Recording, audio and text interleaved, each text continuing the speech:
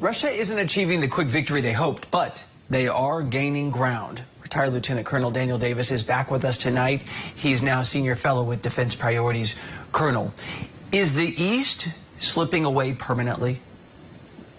You know, right now it is. I mean, nothing's permanent in this life. Anything can be changed. But in terms of how securely Russia is hanging on to what they've accomplished so far, it's about as firm as you can get in the modern world. And it's something that it can only be taken away at great, great cost. And right now, at a capability that doesn't exist on the Ukraine side.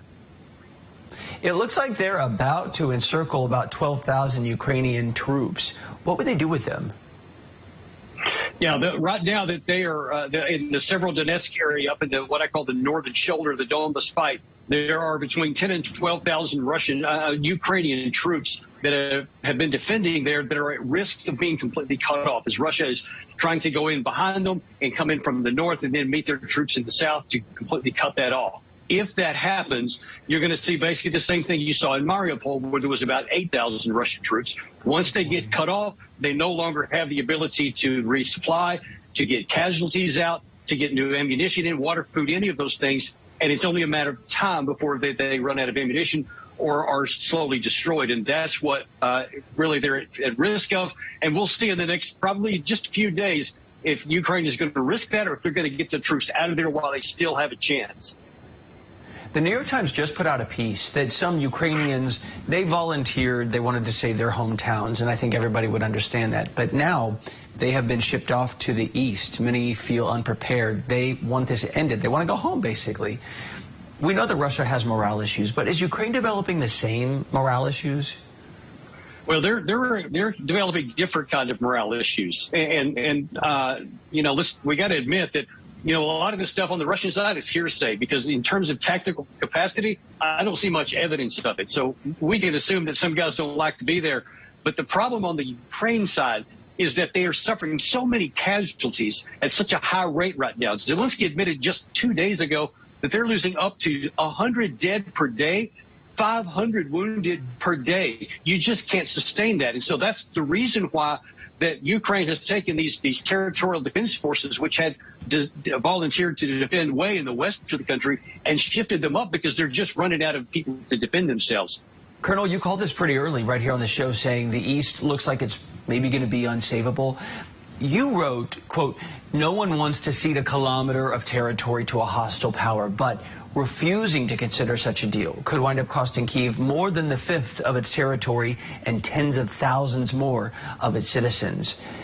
In other words, what are you saying, Zelensky, time to cut your losses? That's the truth of it. Look, I argued vehemently on the 29th of March after the Istanbul meeting when both sides emerged from a negotiation where they had the negotiating deals, they were both pretty much in agreement. The war could have ended then, and tens of thousands of people could have stayed alive or not been wounded, and so much more terrain would have stayed on the Ukraine side. But because they didn't want to make that deal and they got rid of it, the Ukraine side did, they wanted to keep fighting to win. And now that you see that they've already lost a large number of cities in the Donbas, the several Donetsk is now in danger of any day falling. And, you know, those 10 to 12,000 troops could fall as well. Every day that you delay in making a deal means that you're going to lose even more territory in the final negotiated settlement. And at some point, you just have to do what makes the most sense for those in your country who are still alive. On the ground, you've been in these fights. 2 wounded, depleted parties. Does that make them more likely to hash out a deal, or does it make it more likely that one lashes out instead? Well, the problem is that it's the Ukraine side that's starting to be depleted. The Russian side, as it's being admitted by some of the senior Kiev officials, they have replacements. That's what I've been talking about from the beginning. They still have somewhere around 700,000. What's that? They had some defections, though. Well, certainly. I mean, this is war. So, I mean, that was reported. Again, I haven't seen a lot of evidence of that because I see a methodical progress by the Russian forces, but they have reserves to call on. They have other active troops to call on. Ukraine doesn't have that. So the balance is not even. And the casualties now are definitely weighted on the negative side for Ukraine because Russia has changed their tactics and they're no longer going in leading with tanks and infantry. but they're holding them in reserve, and they're leading with firepower, artillery, rockets, air power, and they are just devastating the Ukraine side, and only then do they go in with troops. So they're not suffering those kind of casualties anymore. Ukraine is, and you can't sustain that. Lieutenant Colonel Daniel Davis, you have stuck with your assessment from the beginning. I know it's not something you delight in, but you've been consistent. Thank you, sir. Thank you for having me.